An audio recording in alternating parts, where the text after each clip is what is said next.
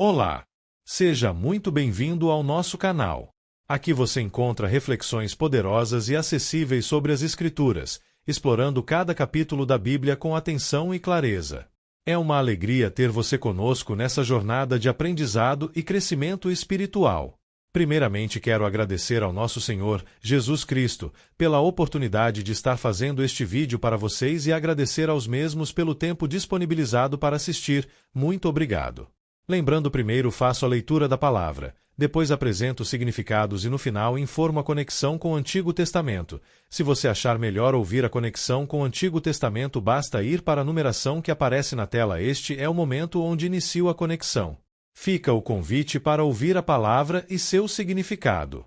O 9º capítulo da Epístola aos Hebreus apresenta uma detalhada e profunda comparação litúrgica entre as ordenanças do Antigo Pacto e a eficácia definitiva do sacrifício de Jesus Cristo. O autor inicia relembrando a estrutura do tabernáculo terreno, com seus compartimentos santificados, o Santo Lugar e o Santo dos Santos, bem como os rituais e sacrifícios de sangue repetidos anualmente pelo sumo sacerdote, os quais purificavam apenas exteriormente e serviam como uma parábola para o tempo presente. Em contrapartida, o texto exalta Cristo como o sumo sacerdote dos bens vindouros, que entrou no santuário celestial de uma vez por todas, não com sangue de bodes ou bezerros, mas com seu próprio sangue, obtendo uma redenção eterna.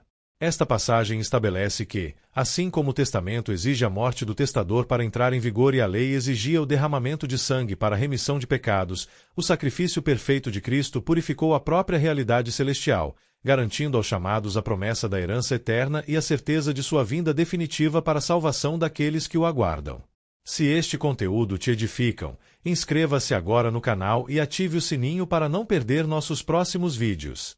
E mais, compartilhe este vídeo com seus amigos e familiares para que juntos possamos espalhar a palavra de Deus e inspirar vidas ao redor do mundo. Prepare-se para mergulhar nesse relato impactante, que nos confronta com a fragilidade da natureza humana e a justiça divina. Não esqueça, inscreva-se no canal, compartilhe, deixe o seu comentário e seu like no vídeo. Pois ao fazer isto a plataforma irá identificar que o conteúdo tem uma certa relevância e indicará para outros usuários com perfil semelhante ao seu. Vamos iniciar a leitura da palavra e depois os esclarecimentos. Versículos Hebreus 9 do livro de Hebreus da Bíblia. O velho tabernáculo, o novo santuário. Ora, a primeira aliança tinha regras para a adoração e também um santuário terreno. 2 Foi levantado um tabernáculo. Na parte da frente, chamada Lugar Santo, estavam o candelabro, a mesa e os pães da presença. 3 Por trás do segundo véu havia a parte chamada Lugar Santíssimo. 4 Onde se encontravam o altar de ouro para o incenso e a arca da aliança, totalmente revestida de ouro. Nessa arca estava um vaso de ouro contendo maná, a vara de Arão que floresceu e as tábuas da aliança. 5 Acima da arca estavam os querubins da glória, que com sua sombra cobriam a tampa da arca. A respeito dessas coisas não cabe agora falar detalhadamente.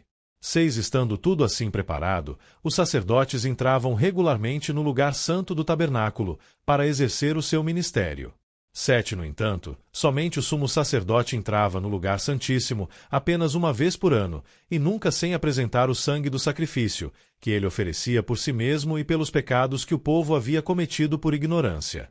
8 Dessa forma, o Espírito Santo estava mostrando que ainda não havia sido manifestado o caminho para o lugar santíssimo enquanto permanecia o primeiro tabernáculo. 9 Isso é uma ilustração para os nossos dias, indicando que as ofertas e os sacrifícios oferecidos não podiam dar ao adorador uma consciência perfeitamente limpa. 10 Eram apenas prescrições que tratavam de comida e bebida e de várias cerimônias de purificação com água. Essas ordenanças exteriores foram impostas até o tempo da nova ordem. Brevíssima análise textual e voltaremos à leitura. O poder do sangue de Cristo, a limpeza da consciência e o sacrifício único. O capítulo 9 de Hebreus é uma das explicações mais detalhadas sobre a mecânica da salvação no Novo Testamento. O autor nos leva para dentro do tabernáculo do Antigo Testamento, descrevendo sua mobília, suas divisões e sua rotina de rituais. Ele faz isso não por mero interesse histórico, mas para montar o cenário de um contraste monumental, a incapacidade dos sacrifícios de animais versus a eficácia absoluta do sangue de Jesus. Para os leitores da época, o cheiro de sangue de animais, a fumaça do incenso e a imponência do templo traziam uma sensação de segurança religiosa. O autor desconstrói essa dependência ao provar que o antigo sistema tratava apenas da superfície, enquanto Cristo realizou uma cirurgia na alma humana, resolvendo o problema do pecado de forma cósmica, eterna e definitiva. O tema central deste capítulo é: o sistema ritual do antigo tabernáculo era uma ilustração temporária incapaz de purificar o interior do homem. Cristo, porém, entrou no santuário celestial com seu próprio sangue, morrendo como resgate definitivo para limpar a nossa consciência e garantir a nossa salvação eterna. Primeiro, a geografia da sombra e a rotina da exclusão, versículos 1 a 10. O que o autor está ensinando? O autor começa descrevendo a estrutura física e as regras de adoração do santuário, terreno estabelecido na primeira aliança. O tabernáculo era dividido em duas seções principais, separadas por uma cortina espessa, o véu. O lugar santo, versículo 2, a primeira sala, onde ficavam o candelabro, iluminação, a mesa e os pães da presença, sustento. Ali, os sacerdotes comuns entravam regularmente, todos os dias, para cumprir suas tarefas. 2. O lugar santíssimo ou santo dos santos, versículos 3-5, a sala mais interna, que guardava o altar de incenso e a arca da aliança. Dentro da arca estavam 3 memórias históricas: o pote de maná, a vara de Arão que floresceu e as tábuas dos 10 mandamentos. Acima dela, os querubins cobriam o propiciatório, a tampa da arca, o lugar da manifestação da glória de Deus. A engrenagem desse sistema continha uma restrição severa. No lugar santíssimo, os sacerdotes comuns não podiam entrar. Somente o sumo sacerdote entrava, apenas uma vez por ano, e nunca sem apresentar o sangue do sacrifício. Versículo 7.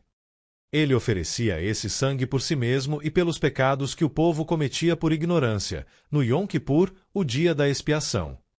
O autor revela o mistério por trás dessa logística. O próprio Espírito Santo estava usando essa arquitetura de exclusão para ensinar que o caminho direto para a presença real de Deus ainda não estava aberto enquanto o primeiro tabernáculo funcionasse. Versículo 8. Os sacrifícios de animais eram apenas ordenanças exteriores focadas em regras alimentares e lavagens cerimoniais.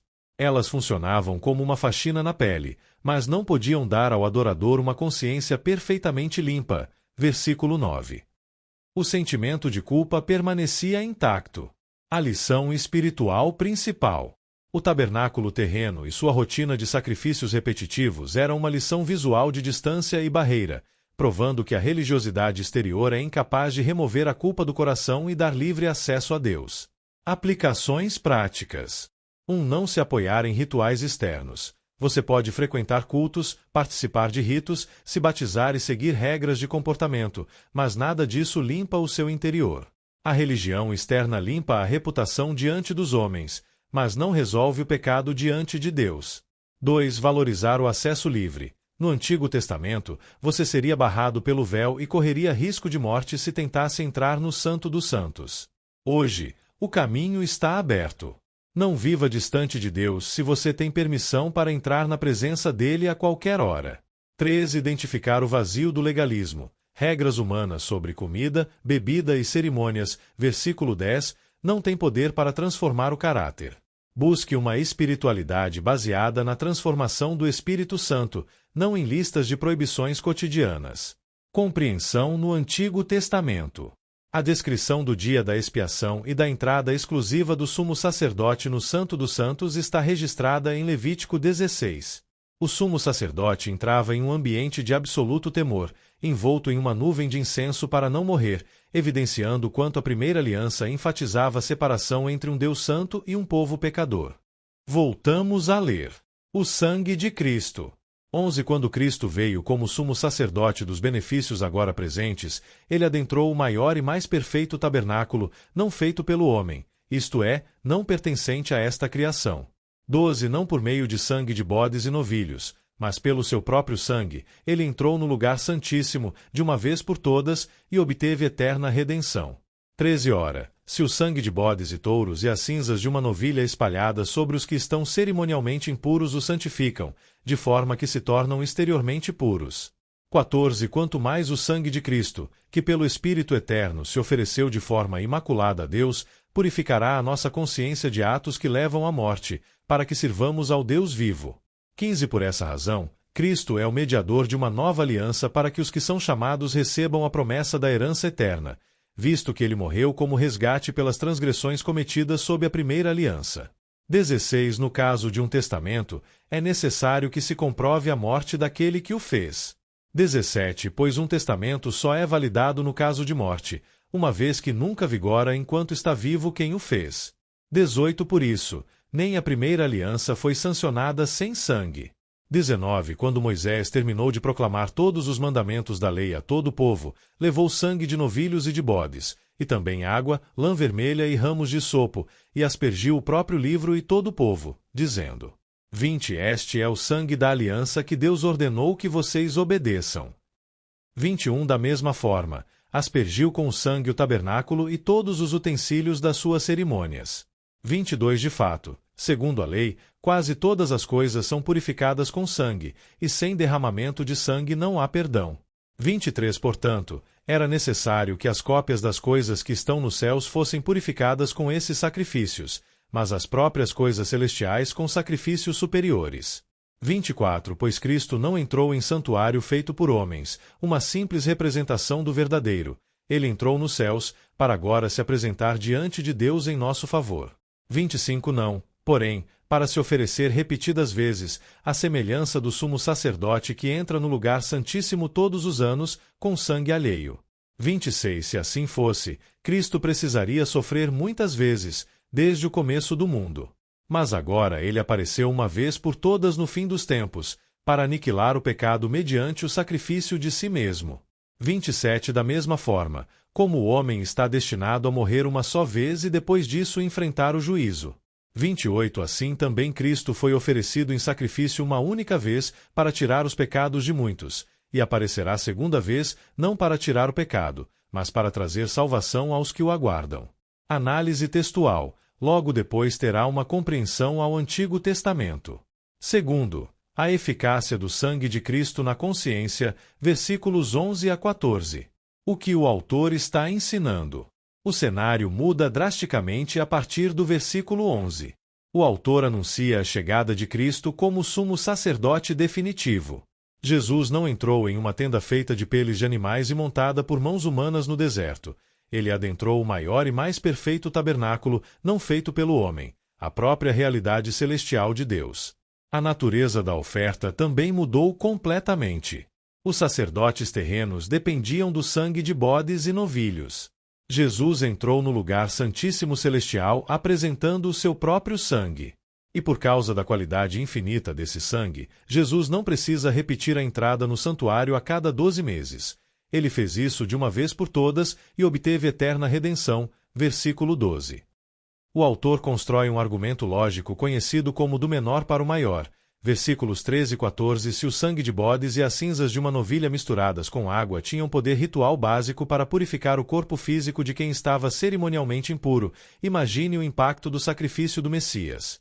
O sangue de Cristo, que se ofereceu a Deus de forma imaculada, sem qualquer defeito ou pecado, cooperando com o Espírito Eterno, tem o poder de realizar o que nenhum animal jamais pôde fazer. Purificará a nossa consciência de atos que levam à morte, para que sirvamos ao Deus vivo. Versículo 14. Jesus limpa a memória da culpa, remove o peso das obras mortas e liberta a mente humana para prestar um serviço genuíno ao Criador. Exemplo: sacrifícios de animais. Sangue de bodes, touros e cinzas de novilha, efetuados em um tabernáculo terreno, cópia, repetidos anualmente, cobertura temporária, purificavam apenas o exterior, corpo. Sacrifício de Cristo. O próprio sangue imaculado de Jesus, efetuado no tabernáculo celestial, original, feito de uma vez por todas, eterna redenção, purifica o interior, consciência e espírito. A lição espiritual principal. O sangue de Jesus possui um valor infinito e espiritual superior, capaz de penetrar no âmago da mente humana, destruindo a barreira da culpa e nos qualificando para nos relacionarmos com o Deus vivo. Aplicações práticas. 1. Desfrutar de uma consciência limpa. Se você já confessou os seus pecados a Deus, pare de carregar o peso do remorso ou de se punir mentalmente. O sangue de Cristo tem o poder específico de limpar a sua consciência. Aceite que você foi lavado e perdoado por completo. 2. Servir por amor, não por medo. O texto diz que a purificação serve para que sirvamos ao Deus vivo. Você não obedece a Deus para tentar não ir para o inferno, obras mortas. Você serve a Deus com alegria porque a sua dívida foi paga e você o ama. 3. Confiar na eterna redenção. A sua salvação foi comprada por um preço eterno, o sangue do Filho de Deus. Ela não perde a validade, não expira e não depende da oscilação das suas emoções diárias. Compreensão no Antigo Testamento. A menção às cinzas de uma novilha refere-se ao ritual exótico e específico de Números 19. Uma novilha vermelha era completamente queimada fora do acampamento, e suas cinzas eram guardadas para serem misturadas com água. Essa água era aspergida sobre as pessoas que haviam tocado em um cadáver, purificando-as da impureza física. O autor usa essa lei cerimonial para mostrar que Jesus resolve a verdadeira impureza, a morte espiritual. 3. A lei do testamento e a necessidade do sangue, versículos 15 a 22. O que o autor está ensinando? No versículo 15, o autor explica que Jesus é o mediador de uma nova aliança, atuando como fiador de um novo contrato que garante aos chamados a promessa de uma herança eterna. Mas para explicar como essa herança é liberada, ele faz um jogo de palavras brilhantes com o termo grego diateque, que pode significar tanto aliança, pacto quanto testamento. Ele recorre a uma regra jurídica universal sobre heranças. No caso de um testamento, é necessário que se comprove a morte daquele que o fez, versículo 16. Um testamento não tem validade legal enquanto o testador está vivo e andando pelas ruas. Ele só ganha força jurídica e passa a vigorar após a morte confirmada do proprietário, versículo 17. Jesus precisava morrer para que os termos e os bens da nova aliança fossem legados a nós. Esse princípio de que a vida precisa ser entregue para selar um pacto não é novo. O autor demonstra que nem a primeira aliança foi sancionada sem sangue, versículo 18. Ele relembra o dia em que Moisés inaugurou a lei no Monte Sinai. Moisés leu os mandamentos para o povo. Pegou o sangue de novilhos e bodes misturado com água, lã vermelha e isopo. Aspergiu o próprio livro da lei e todo o povo, declarando: Este é o sangue da aliança que Deus ordenou que vocês obedeçam. Versículos 19 e 20. Aspergiu também o tabernáculo e todos os utensílios usados nos rituais. Versículo 21. O autor resume essa lógica legal do Antigo Testamento em um axioma espiritual absoluto que ecoa por toda a Bíblia. De fato, segundo a lei, quase todas as coisas são purificadas com sangue, e sem derramamento de sangue não há perdão. Versículo 22. O pecado gera morte. Logo, para que o pecador seja perdoado, uma vida precisa ser dada em seu lugar. Pecado humano exige uma penalidade. A morte, sangue. Sistema da lei. Sangue de animais, temporário, apenas cobria a culpa. Nova aliança. Sangue de Jesus, definitivo, cancela e aniquila o pecado. A lição espiritual principal. A morte de Jesus era juridicamente indispensável tanto para validar o testamento da nossa herança eterna quanto para cumprir a exigência divina de que a remissão de pecados só acontece mediante o derramamento de sangue. Aplicações práticas. 1. Tomar posse da herança. Você é beneficiário do testamento de Jesus. A morte dele validou o documento. Os bens dessa herança: paz, alegria, o Espírito Santo, a vida eterna, o acesso ao Pai, já estão disponíveis para você hoje. Viva como um herdeiro do reino. 2. Entender a gravidade do pecado. O perdão não é gratuito, ele custou a vida de alguém. Quando entender que sem derramamento de sangue não há perdão, você perderá o gosto de brincar com o pecado, ciente do preço que foi pago na cruz para resgatar a sua vida. 3. Rejeitar caminhos alternativos de salvação. Não existem atalhos para o céu. Boas ações, caridade, meditação ou pensamento positivo não podem derramar sangue para apagar pecados. Apenas o sacrifício de Jesus cumpre a exigência da justiça de Deus. Compreensão no Antigo Testamento. O autor cita o evento histórico de Êxodo 24:3-8, onde o Pacto do Sinai é selado. A aspersão de sangue sobre o livro e sobre o povo vinculava a vida de Israel ao cumprimento daquela lei. O princípio geral do versículo 22 vem diretamente de Levítico 17 de novembro. Pois a vida da carne está no sangue, e eu o dei a vocês para fazerem expiação por si mesmos no altar. É o sangue que faz expiação pela vida.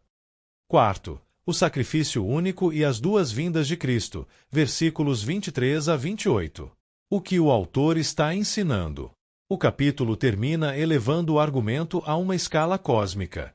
Se as cópias das coisas celestiais, o tabernáculo da terra, precisavam ser purificadas com sangue de animais, o santuário original no céu exigia sacrifícios superiores, versículo 23. Cristo entrou no próprio céu para se apresentar agora diante do Pai, iniciando a sua intercessão em nosso favor, versículo 24. O autor ataca novamente a ideia de repetição. O sumo sacerdote da terra entrava no Santo dos Santos todos os anos carregando um sangue alheio de um animal.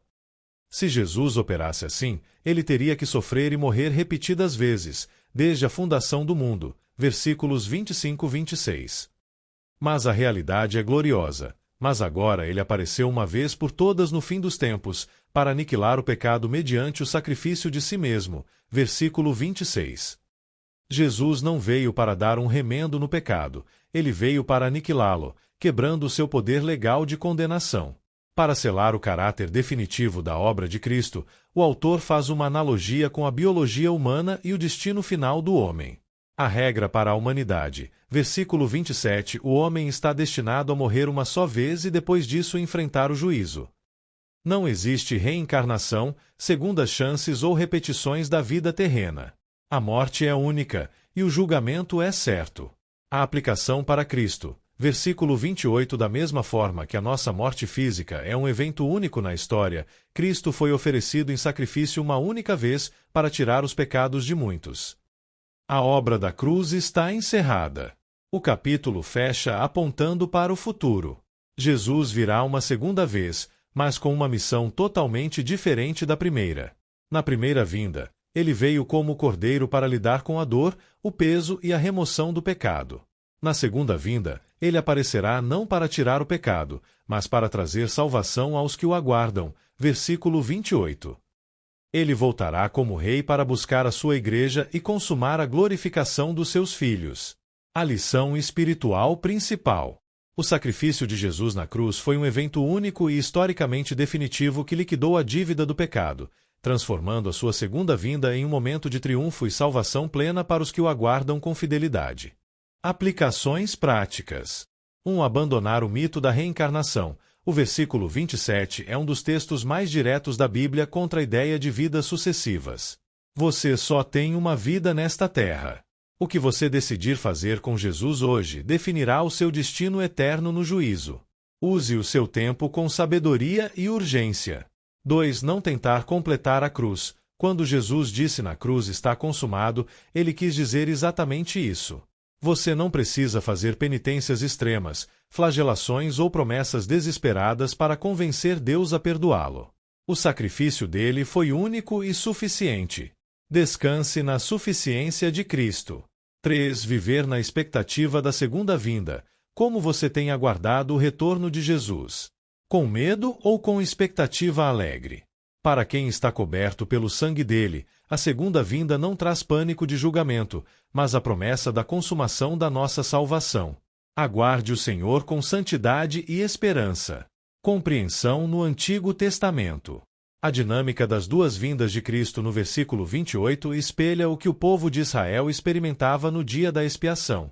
O povo ficava do lado de fora do tabernáculo, esperando ansiosamente enquanto o sumo sacerdote sumia por trás do véu, entrando no lugar santíssimo.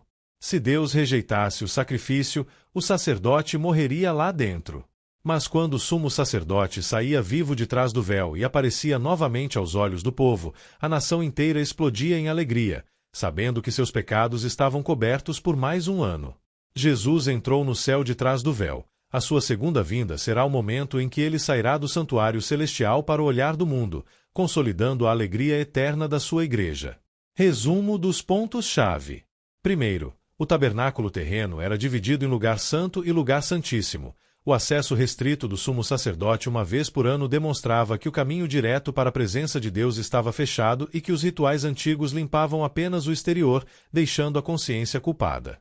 Segundo, Cristo inaugurou uma nova era ao entrar no santuário celestial com seu próprio sangue de uma vez por todas, garantindo uma redenção eterna e possuindo eficácia superior para limpar a nossa consciência das obras mortas.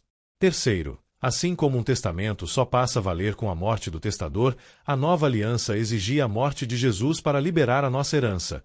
O sangue é o elemento legal indispensável para a purificação e para a concessão do perdão divino.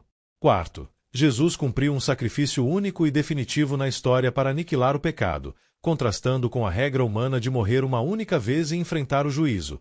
Ele retornará uma segunda vez não para lidar com o pecado, mas para consumar a salvação daqueles que o aguardam. Reflexão espiritual final.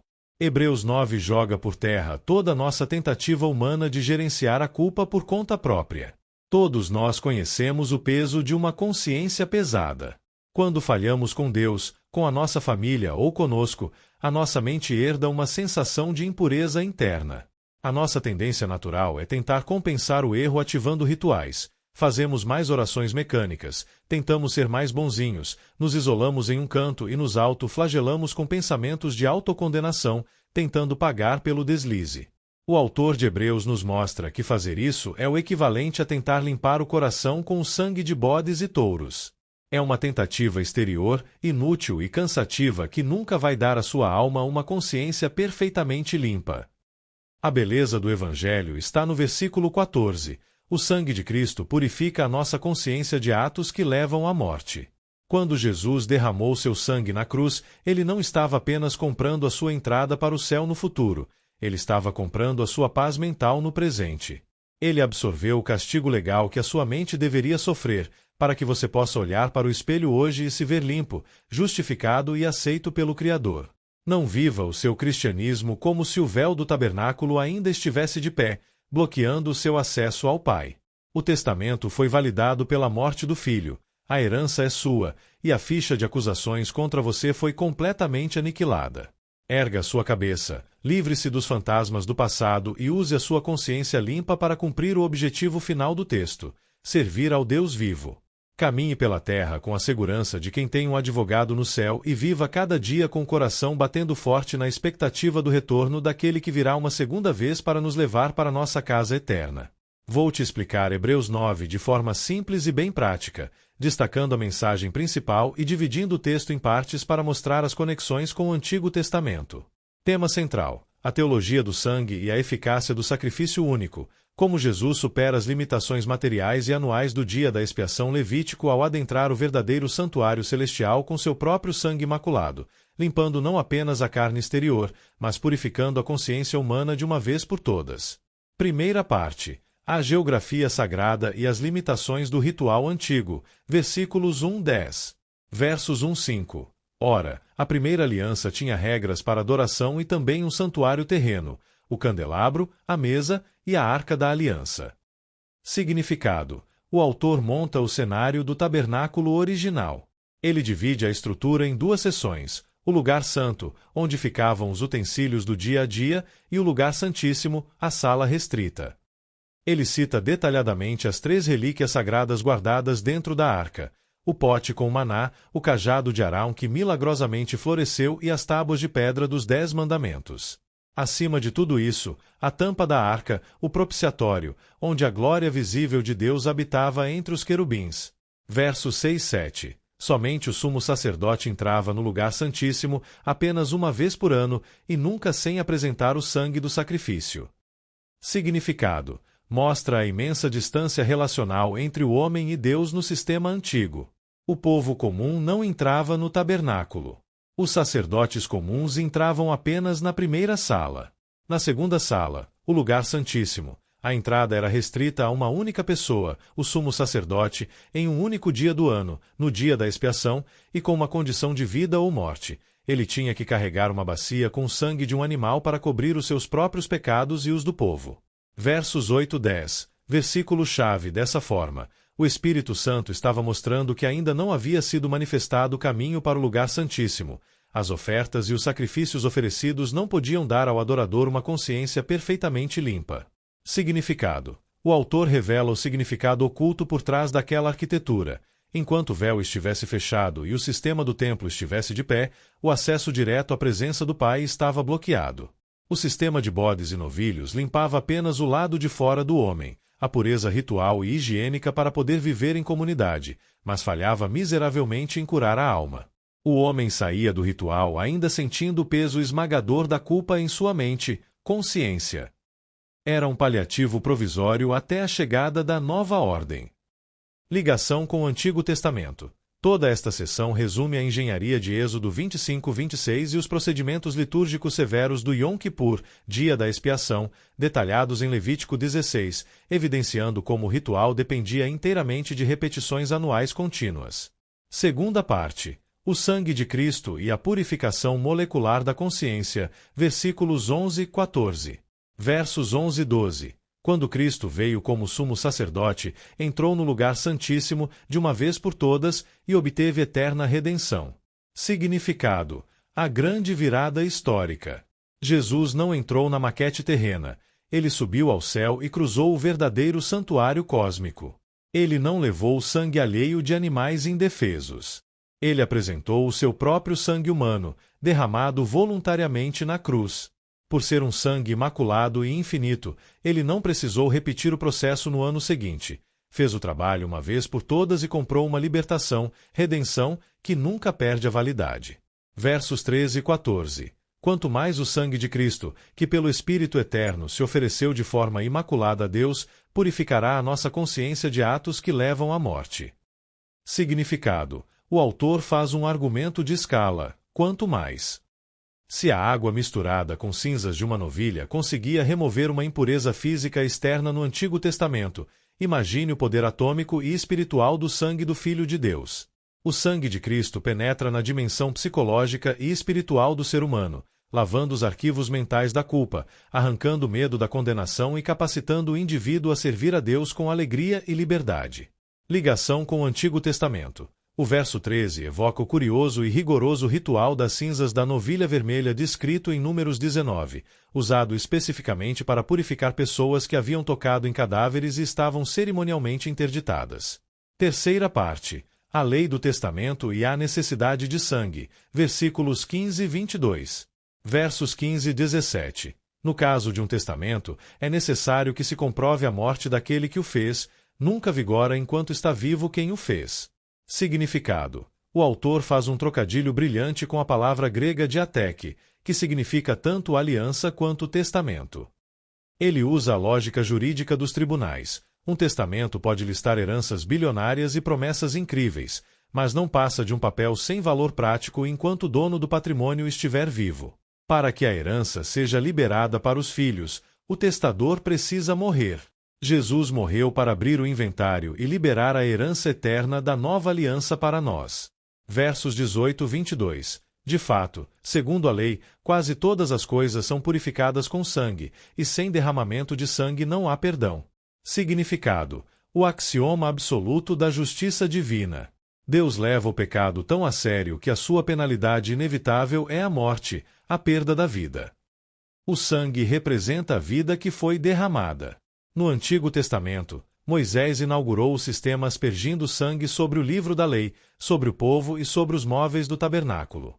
O autor crava a regra espiritual imutável: o perdão não é gratuito, ele exige que uma vida justa pague a conta legal da quebra da lei. Ligação com o Antigo Testamento. Cita o evento histórico de Êxodo 24:3-8, onde Moisés sela o pacto com o povo usando sangue, ramos de sopo e lã, além de consolidar o princípio fundamental de Levítico 17 de novembro, porque a vida da carne está no sangue, porquanto é o sangue que faz expiação em virtude da vida. Quarta parte. O fim da agenda dos tempos e o retorno do rei, versículos 23-28. Versos 23-26. Mas agora ele apareceu uma vez por todas no fim dos tempos, para aniquilar o pecado mediante o sacrifício de si mesmo. Significado: os sacrifícios antigos apenas adiavam um problema ou cobriam o erro temporariamente. O sacrifício de Jesus teve caráter cirúrgico e cósmico. Ele veio para aniquilar, destruir a força jurídica, o poder e a condenação do pecado de forma definitiva na história humana. Versos 27 e 28. Da mesma forma, Como o homem está destinado a morrer uma só vez e depois disso enfrentar o juízo, assim também Cristo foi oferecido, e aparecerá segunda vez. Significado: 2 fatos escatológicos irrefutáveis. Primeiro, a Bíblia destrói qualquer teoria de reencarnação ou de segundas chances após a sepultura. A biografia humana na Terra é de tiro único, morre-se uma vez, e o próximo evento oficial é comparecer diante do tribunal de Deus. Segundo, o autor faz um paralelo com o dia da expiação. O povo ficava do lado de fora do tabernáculo esperando, apreensivo, para ver se o sumo sacerdote sairia vivo lá de dentro. Quando ele cruzava o véu de volta para fora, o povo gritava de alegria porque sabia que o sacrifício havia sido aceito. Jesus entrou no santuário celestial e desapareceu dos nossos olhos. A igreja hoje aguarda o seu retorno. Quando ele quebrar os céus na sua segunda vinda, não virá para lidar com o problema do pecado de novo, mas para recolher e salvar em definitivo o seu povo que o espera. Resumo geral sobre a limitação do culto veterotestamentário. O tabernáculo material possuía barreiras espaciais rígidas e relíquias sagradas que simbolizavam a santidade inacessível de Deus para o homem comum. 2. Os sacrifícios anuais de animais exigidos no dia da expiação operavam apenas no nível da purificação ritual externa da carne, sendo incapazes de extirpar a culpa e pacificar a consciência do adorador. Sobre a superioridade do sangue de Jesus. Jesus atuou no plano celestial autêntico, oferecendo seu próprio sangue perfeitamente santo para garantir uma libertação espiritual eterna e irrepetível. 2. A morte de Cristo funcionou como a execução jurídica de um testamento, validando legalmente a nova aliança e liberando o acesso dos herdeiros à herança eterna da presença de Deus. Sobre a consumação do julgamento e da salvação. O derramamento de sangue é a condição jurídica absoluta estabelecida por Deus para a concessão do perdão dos pecados ao longo de toda a história bíblica. 2. Assim como a vida terrena humana possui uma única oportunidade existencial seguida pelo juízo, o sacrifício de Cristo foi um evento histórico exclusivo que aniquilou o pecado, restando agora sua manifestação triunfal e final para o resgate daqueles que o aguardam. Mensagem central. Rompendo as limitações externas e repetitivas do antigo tabernáculo terreno, Jesus Cristo executou um sacrifício perfeito e único por meio de seu próprio sangue, purificando definitivamente a nossa consciência e garantindo o acesso eterno ao santuário celestial, de onde ele retornará no fim dos tempos para trazer a salvação plena àqueles que o esperam. Aplicação prática hoje. Primeira, pare de tentar aliviar o peso da sua consciência sobrecarregando-se com ativismo religioso. O verso 14 nos lembra que o sangue de Cristo tem o poder específico de purificar a nossa consciência de atos que levam à morte. Muitas pessoas trabalham exaustivamente na igreja, fazem caridade de forma desesperada ou criam regras rígidas de comportamento na tentativa inconsciente de calar a voz da culpa interna por erros passados. Entenda, a sua paz mental não vem do tamanho do seu suor no serviço, mas do valor do sangue de Jesus aceito pela fé. Segunda, rejeite a mentira cultural da reencarnação ou da possibilidade de acertos de conta após a morte. O verso 27 crava a verdade mais urgente sobre a existência. O homem está destinado a morrer uma só vez e depois disso enfrentar o juízo. Não há tempo a perder, não há uma próxima vida na Terra para consertar os erros desta, e não há reabilitação espiritual após o último suspiro. O seu destino eterno é decidido nas escolhas que você faz hoje, deste lado da sepultura. Acerte a sua vida com Deus e com o seu próximo agora. Terceira, viva com a dignidade e a responsabilidade de quem foi incluído em um testamento de valor infinito. Os versos 15 e 16 explicam que a morte de Jesus liberou para você a promessa da herança eterna. Você não é um órfão espiritual, um mendigo da graça ou alguém abandonado à própria sorte pelas circunstâncias da vida. Você é herdeiro do Rei do Universo. Comporte-se como tal. Abandone a murmuração, a mentalidade de escassez e o medo do futuro, pois o seu provedor pagou com sangue o direito de cuidar de você. Quarta, valorize a gravidade do pecado compreendendo o custo do seu perdão. O verso 22 nos lembra que sem derramamento de sangue não há perdão. O perdão de Deus para as nossas falhas diárias não é barato, fácil ou irrelevante. Cada mentira boba, cada explosão de orgulho ou cada pensamento malicioso custou a agonia e o sangue do Filho de Deus na cruz. Não brinque com o pecado, não trate os seus erros habituais com desleixo e busque uma vida de santidade prática em sinal de profunda gratidão pelo preço que foi pago.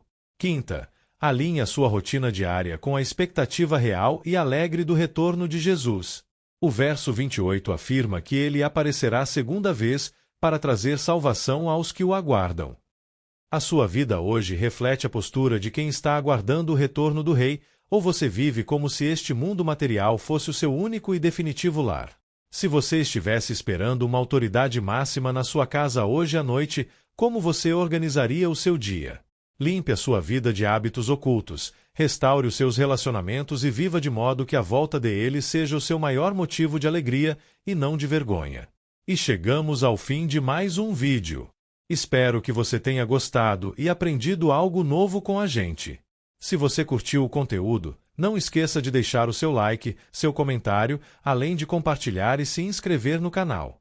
Isso ajuda muito, para continuarmos a trazer conteúdos incríveis para você. Obrigado por assistir, nós encontramos no próximo vídeo. Até mais!